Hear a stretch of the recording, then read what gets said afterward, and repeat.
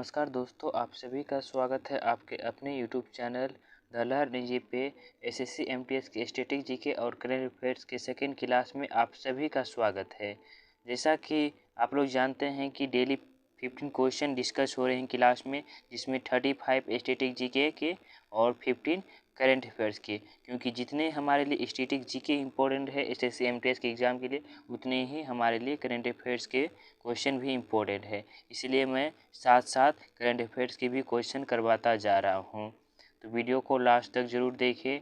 तो आज का पहला प्रश्न है, इनमें से कौन से राज्य से होकर कर्क रेखा नहीं गुजरती है? इसका सही आंसर हो जाएगा ऑप्शन सी, उत्तर प्रदेश।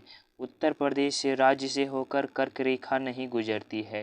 तो मैं आपको बताना चाहता हूँ, टोटल 8 राज्यों से कर्क रेखा होकर गुजरती है। तो वो कौन 8 राज्य हैं? तो ट्रिक से आप लोग याद कर लेंगे। ट्रिक है आपका मित्र पर गमछा झार। क्या है आपका ट्रिक? मित्र पर गमछा झार। अब मैं आपको बता देता हूँ वो कौन कौन से राज्य हैं। ट्रिक से आप लोग याद कर लेंगे। मी से हो जाएगा मिजोरम, त्रो से हो जाएगा त्रिपुरा, पो से हो जाएगा पश्चिम बंगाल, रो से हो जाएगा राजस्थान, गो से हो जाएगा गुजरात, मो से हो जाएगा मध्य प्रदेश, छा से हो जाएगा छत्तीसगढ़, झार से हो जाएगा झारखंड राज्य। 1 2 3 4 5 6 7 8। तो ये 8 स्टेट जो है जिनसे होकर कर्क रेखा गुजरती है। अगला प्रश्न, 2011 की जनगणना के अनुसार किस राज्य का जनसंख्या घनत्व सबसे कम है? इसका सही आंसर हो जाएगा ऑप्शन बी, अरुणाचल प्रदेश। अरुणाचल प्रदेश की जनसंख्या घनत्व 2011 की जनगणना के अनुसार सबसे कम थी। कितनी थी यहाँ पे? 17। जनसंख्या घनत्व का मतलब क्या होता है? 1 किलोमीटर के रेंज में जितने भी व्यक्ति रहते हैं उसे क्या बोला जाता है? जनसंख्या घनत्व। तो अरुणाचल प्रदेश में 2011 की जनगणना के अनुसार 1 किलोमीटर में कितने व्यक्ति रहते थे? 17 व्यक्ति रहते थे। अगर सब दूसरा पूछा जाए कौन सा राज्य है, तो मिजोरम राज्य है। कौन सा राज्य?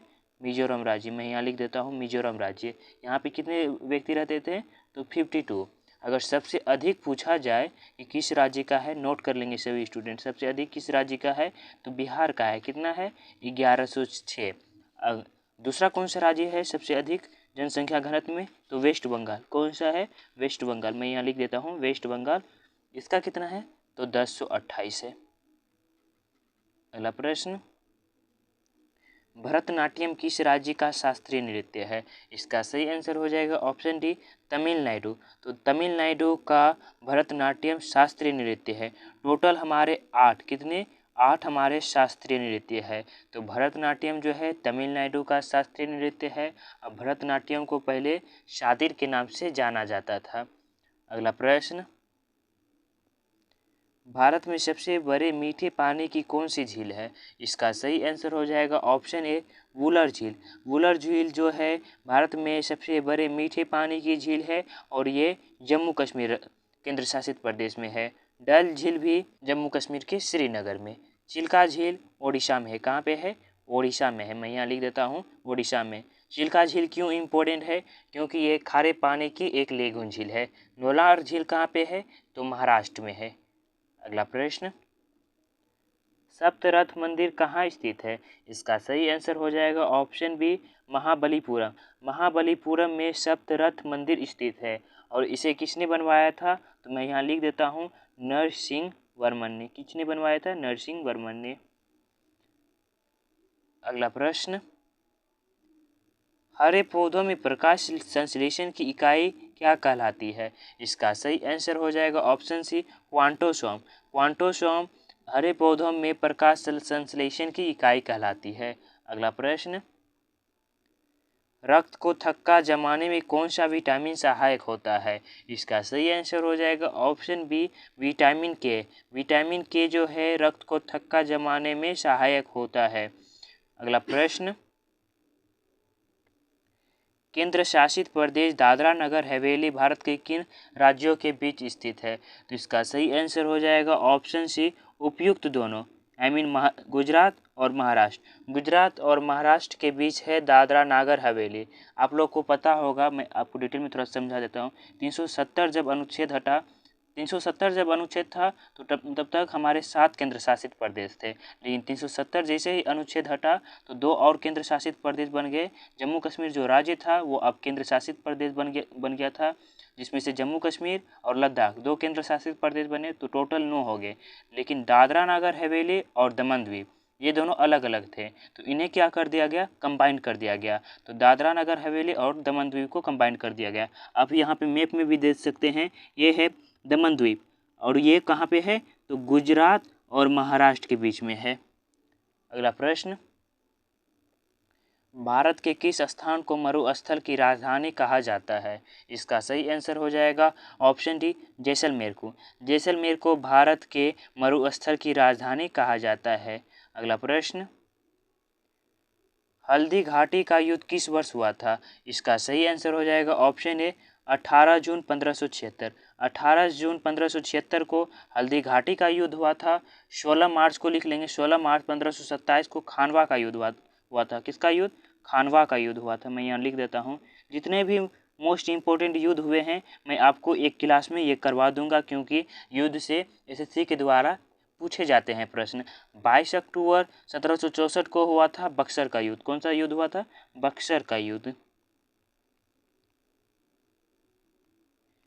21 अप्रैल 1526 को पानीपत का प्रथम युद्ध हुआ था। कौन सा? पानीपत का प्रथम युद्ध हुआ था। जितने भी मोस्ट इम्पोर्टेंट टॉपिक होंगे एसएससी के दृष्टिकोण से मैं अभी सभी आपको करवा दूंगा एग्जाम होने से पहले। अगला प्रश्न, हर्यक वंश के संस्थापक कौन थे? इसका सही आंसर हो जाएगा ऑप्शन ए, बिंबिसार। बिंबिसार जो थे हर्यक वंश के संस्थापक थे। अच्छा, हर्यक वंश की राजधानी कहाँ थी? तो लिख लेंगे क्योंकि ये भी पूछा जाता है। तो पाटलिपुत्र थी। कहाँ थी? पाटलिपुत्र। हर्यक वंश के बाद कौन सा वंश आया था? तो शिशुनाग वंश आया था। अगला प्रश्न, association of world election bodies किस देश में स्थित है? इसका सही आंसर हो जाएगा ऑप्शन डी, दक्षिण कोरिया। दक्षिण कोरिया में association of world election bodies स्थित है। अच्छा, association of world election body इसकी स्थापना कब हुई थी? तो लिख लेंगे 14 अक्टूबर। कब? 14 अक्टूबर 2013 को। कब हुआ था? 14 अक्टूबर 2013 को।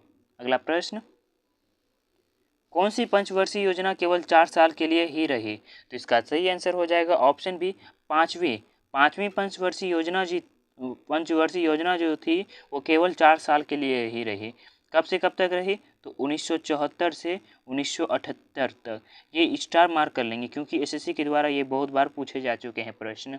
अगला प्रश्न, मांडू किस राज्य का प्रमुख त्यौहार है? इसका सही आंसर हो जाएगा ऑप्शन ए, मध्य प्रदेश। तो मध्य प्रदेश का प्रमुख त्यौहार है मांडू। अगला प्रश्न, यामिनी कृष्णमूर्ति का संबंध किस शास्त्रीय नृत्य से है? इसका सही आंसर हो जाएगा ऑप्शन सी, उपयुक्त दोनों। मतलब भरतनाट्यम और कुचिपुड़ी। भरतनाट्यम और कुचिपुड़ी से संबंधित है यामिनी कृष्णमूर्ति। अब यामिनी कृष्णमूर्ति की बात हुई है तो इनसे जितने भी इम्पोर्टेंट अभी तक में प्रश्न पूछे गए हैं एसएससी के द्वारा वो लिख लेंगे। इनकी जो प्रमुख आत्मकथा है लिखेंगे। इनकी प्रमुख आत्मकथा है, मैं यहाँ लिख देता हूँ, आत्मकथा जो इनकी प्रमुख है वो पूछा गया है एसएससी के द्वारा, ए पैशन फॉर डांस। ये इनकी प्रमुख आत्मकथा है। अब इन्हें जो अवार्ड दिए गए हैं लिख लेंगे, पद्मश्री। कौन सा? पद्मश्री। कब दिया गया था? 1968 में दिया गया था। पद्म भूषण, क्या? पद्म भूषण कब दिया गया था? तो 2001 में। कब? 2001 में। पद्म विभूषण, क्या? पद्म विभूषण कब दिया गया था? तो 2016 को। अगला प्रश्न, कालीबंगा भारत के किस प्रदेश में है? इसका सही आंसर हो जाएगा ऑप्शन सी, राजस्थान। तो राजस्थान राज्य में कालीबंगा स्थित है। कालीबंगा क्या है? तो सिंधु घाटी सभ्यता का प्रमुख स्थल है। अगला प्रश्न, किस रंग का प्रकीर्णन सबसे अधिक होता है? इसका सही आंसर हो जाएगा ऑप्शन बी, बैगनी। तो बैगनी रंग का प्रकीर्णन सबसे अधिक होता है। रेले के नियम के अनुसार जिस रंग का प्रकीर्णन सबसे अधिक होगा उसका तरंग दैर्घ्य सबसे कम होगा। मतलब इसका कहने का मतलब है, अगर बैगनी रंग का प्रकीर्णन सबसे अधिक होता है तो इसका तरंग दैर्घ्य सबसे कम होगा। तो प्रकीर्णन सबसे अधिक होता है बैगनी रंग का, सबसे कम लाल रंग का। अगर तरंग दैर्घ्य की बात पूछी जाए तो तरंग दैर्घ्य सबसे अधिक होता है लाल रंग का, और तरंग दैर्घ्य सबसे कम किसका होता है, बैगनी रंग का। तो आपको एग्जाम में कंफ्यूज नहीं होना है। अगला प्रश्न आपका है, प्रथम बौद्ध संगीति कहाँ आयोजित की गई थी? इसका सही आंसर हो जाएगा ऑप्शन ए, राजगिरी। राजगिरी में प्रथम बौद्ध संगीति आयोजित की गई थी। द्वितीय बौद्ध संगीति कहाँ पे आयोजित की गई थी? वैशाली में। थर्ड जो बौद्ध संगीति आयोजित की गई थी पाटलिपुत्र में आयोजित की गई थी। फोर्थ जो बौद्ध संगीति आयोजित की गई थी कुंडलवन में। प्रथम जो बौद्ध संगीति आयोजित की गई थी किनके शासनकाल में? तो अजातशत्रु के शासनकाल में। किनके शासनकाल में? अजातशत्रु के शासनकाल में। अच्छा, प्रथम बौद्ध संगीति किनके शासनकाल में? अजातशत्रु के। इसके तभी अध्यक्ष कौन थे? इनकी अध्यक्षता किसने की थी? तो महाकश्यप ने। किसने? महाकश्यप ने। अगला प्रश्न,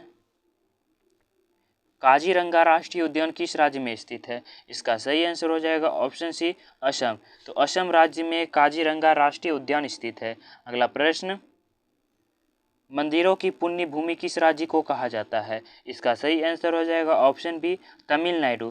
तमिलनाडु को मंदिरों की पुण्य भूमि कहा जाता है। अगला प्रश्न, मौलिक कर्तव्य को किस देश के संविधान से लिया गया है? इसका सही आंसर हो जाएगा ऑप्शन बी, रूस। तो रूस देश के संविधान से लिया गया है मौलिक कर्तव्य को। थोड़ा सा मैं मौलिक कर्तव्य के बारे में बता देता हूँ। 42वां संविधान संशोधन, कौन सा? 42वां संविधान संशोधन, जो कि 1976 में हुआ था। कब हुआ था? 1976 में। मैं यहाँ लिख देता हूँ, 1976 में इसे भाग 4A में जोड़ा गया था। भाग 4A में जोड़ा गया था। आर्टिकल कौन सा है? तो 51 है, 51A है। 42वां संविधान संशोधन 1976 के द्वारा मौलिक कर्तव्यों को जोड़ा गया। कौन से समिति के द्वारा? तो स्वर्ण सिंह समिति। कौन सी समिति थी वो? स्वर्ण सिंह समिति की सिफारिश पे मौलिक कर्तव्यों को जोड़ा गया था। संयुक्त राज्य अमेरिका से लिया गया है मौलिक अधिकार को। आयरलैंड के देश से लिया गया है नीति निर्देशक तत्वों को। अगला प्रश्न, नाटो का मुख्यालय कहाँ स्थित है? इसका सही आंसर हो जाएगा option A, Brussels, Belgium. Brussels Belgium में नाटो का मुख्यालय स्थित है। बात हुई है यहाँ पे नाटो की। नाटो का फुल फॉर्म होता है नॉर्थ अटलांटिक ट्रीटी ऑर्गेनाइजेशन। क्या होता है? नॉर्थ अटलांटिक, मैं यहाँ लिख देता हूँ, नॉर्थ अटलांटिक ट्रीटी ऑर्गेनाइजेशन।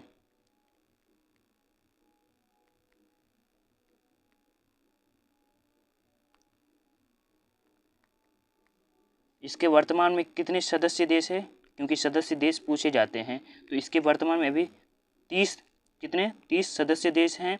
और इसके महासचिव कौन है? महासचिव तो जेंस स्टोल्टेनबर्ग हैं। कौन है? जेंस, मैं यहाँ लिख देता हूँ, जेंस स्टोल्टेनबर्ग।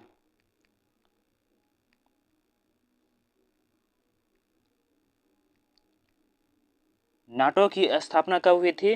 तो 4 अप्रैल 1949 को। सभी स्टूडेंट अपनी कॉपी कलम में लिख लेंगे। अगला प्रश्न, विश्व आर्द्र भूमि दिवस कब मनाया जाता है? इसका सही आंसर हो जाएगा ऑप्शन डी, 2 फरवरी। 2 फरवरी को विश्व आर्द्र भूमि दिवस मनाया जाता है। 5 अक्टूबर को विश्व शिक्षक दिवस मनाया जाता है। 17 जून को मरुस्थल और सूखे के लिए विश्व दिवस मनाया जाता है। अगला प्रश्न, मिस्र की राजधानी कहाँ है? इसका सही आंसर हो जाएगा ऑप्शन बी, काहिरा। काहिरा जो है मिस्र की राजधानी है।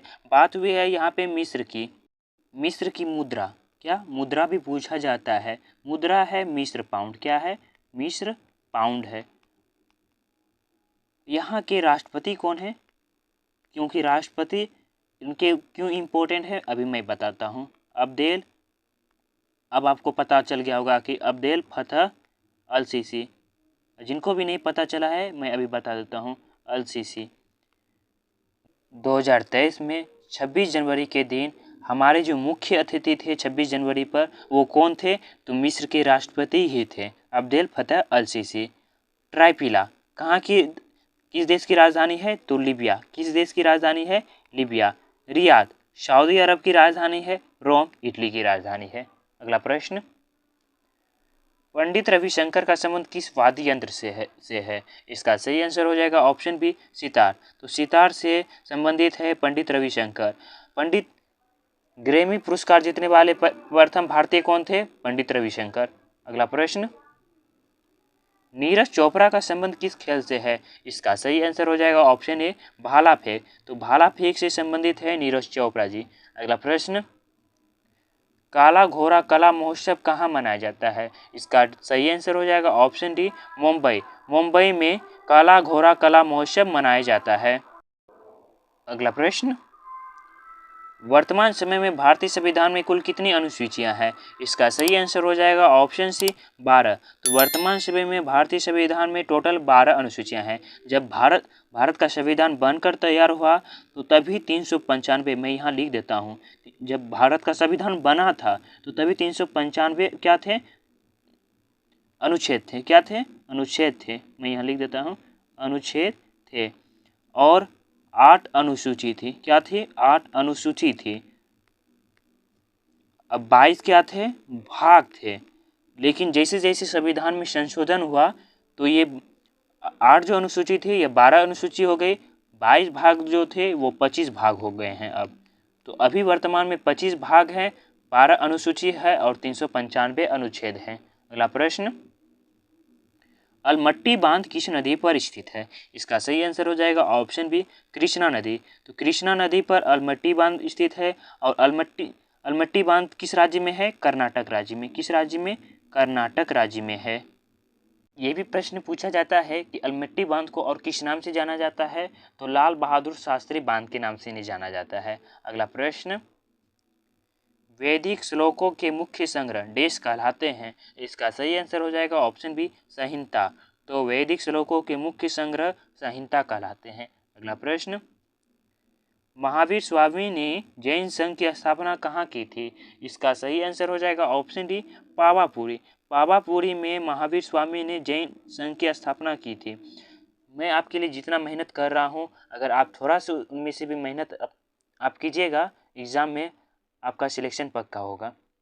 अगला प्रश्न, हर्यक वंश का अंतिम शासक कौन था? इसका सही आंसर हो जाएगा ऑप्शन ए नागदासक। नागदासक जो थे हर्यक वंश के अंतिम शासक थे। और इन्हीं के बाद कौन सा वंश आया? तो शिशुनाग वंश आया। अगला प्रश्न, हड़प्पा सभ्यता के किस पुरास्थल को सिंध का बाग या मृतकों का टीला कहा गया है? इसका सही आंसर हो जाएगा ऑप्शन बी मोहनजोदड़ो। मोहनजोदड़ो को हड़प्पा सभ्यता का सिंध का बाग या मृतकों का टीला कहा गया है। अगला प्रश्न, किस शासकों ने चित्तौड़ की कीर्ति स्तंभ का निर्माण करवाया था? तो इसका सही आंसर हो जाएगा ऑप्शन ए राणा कुंभा। राणा कुंभा ने चित्तौड़ की कीर्ति स्तंभ का निर्माण करवाया था। अगला प्रश्न, इंपीरियल बैंक ऑफ इंडिया की स्थापना कब की गई? इसका सही आंसर हो जाएगा ऑप्शन सी 1921। 1921 ईस्वी में इंपीरियल बैंक ऑफ इंडिया की स्थापना की गई थी। लेकिन 1955 में इसका क्या किया गया था? तो राष्ट्रीयकरण। तो आपके एग्जाम में फंसाने के लिए आपको क्या करेगा कि पूछ देगा कि इंपीरियल बैंक ऑफ इंडिया का राष्ट्रीयकरण कब किया गया? तो 1955 में। लेकिन स्थापना कब की गई थी? तो 1921 में। अब करेंट अफेयर्स के 15 क्वेश्चन को भी डिस्कस कर लेते हैं इस क्लास में। तो करेंट अफेयर्स में आपका पहला प्रश्न है, प्रधानमंत्री कौशल विकास योजना 3.0 कब शुरू किया गया था? इसका सही आंसर हो जाएगा ऑप्शन डी 15 जनवरी 2021। 15 जनवरी 2021 को प्रधानमंत्री कौशल विकास योजना 3.0 शुरू किया गया था। और सारे जो इम्पोर्टेंट है, जैसे 25 सितंबर 2014 को दीनदयाल उपाध्याय अंत्योदय योजना की शुरुआत की गई थी। 2 अक्टूबर 2014 को स्वच्छ भारत मिशन योजना शुरू की गई थी। 12 नवंबर 2020 को आत्मनिर्भर भारत रोजगार योजना की शुरुआत की गई थी। आप लोग चाहते हैं कि अभी तक में जितने भी योजना हुए हैं उस पर आपके लिए वीडियो बनाओ, तो कमेंट सेक्शन में आप लोग ज़रूर बताइएगा। अगला प्रश्न है आपका, डोरियन रीशियन किस देश के नए प्रधानमंत्री बने हैं? इसका सही आंसर हो जाएगा ऑप्शन ए मालडोवा। तो मालडोवा के नए प्रधानमंत्री बने हैं डोरियन रीशियन। इटली की पहली महिला प्रधानमंत्री बनी है जॉर्जिया मेलोनी। वियतनाम के नए प्रधानमंत्री बने हैं बाम थियोंग।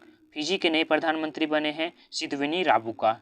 अगला प्रश्न, इंडिया इंटरनेशनल सी फूड का 23वां संस्करण कहाँ आयोजित किया जाएगा? इसका सही आंसर हो जाएगा ऑप्शन सी, कोलकाता। तो कोलकाता में इंडिया इंटरनेशनल सी फूड का 23वां संस्करण आयोजित किया जाएगा। अगला प्रश्न, किस राज्य सरकार ने अपने बजट का 18.3% शिक्षा के लिए आवंटित किया है? इसका सही आंसर हो जाएगा ऑप्शन बी, बिहार।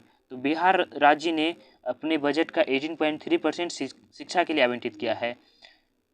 हो सकता है कि बिहार शिक्षा में थोड़ा सा कम गिरावट में रहे, लेकिन अभी जो हुआ है 100 हुए हैं आर्यभट्ट गणित परीक्षा, जिसमें से 56 जो हैं हमारे बिहार के ही स्टूडेंट रहे हैं।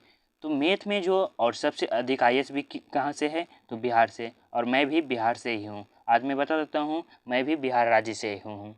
अगला प्रश्न, भारत के नए सीडीएस कौन बने हैं? इसका सही आंसर हो जाएगा ऑप्शन सी, अनिल चौहान। अनिल चौहान भारत के नए सीडीएस बने हैं। सीडीएस इसका फुल फॉर्म होता है चीफ ऑफ डिफेंस स्टाफ। अगला प्रश्न, भारत के 21वें शतरंज ग्रैंड मास्टर कौन बन गए हैं? इसका सही आंसर हो जाएगा ऑप्शन ए, संयंतन दास। संयंतन दास भारत के 21वें शतरंज ग्रैंड मास्टर बन गए हैं। अगला प्रश्न, पोर्टर पुरस्कार 2023 किस मंत्रालय ने जीता है? इसका सही आंसर हो जाएगा ऑप्शन बी, स्वास्थ्य मंत्रालय। स्वास्थ्य मंत्रालय ने पोर्टर पुरस्कार 2023 जीता है। अगला प्रश्न, तुर्की और सीरिया में आए विनाशकारी भूकंप से पीड़ित लोगों की सहायता के लिए भारत ने किस मिशन को शुरू किया है? इसका सही आंसर हो जाएगा ऑप्शन ए, ऑपरेशन दोस्त। तो ऑपरेशन दोस्त को शुरू किया है भारत ने तुर्की और सीरिया में आए विनाशकारी भूकंप से पीड़ित लोगों की सहायता के लिए।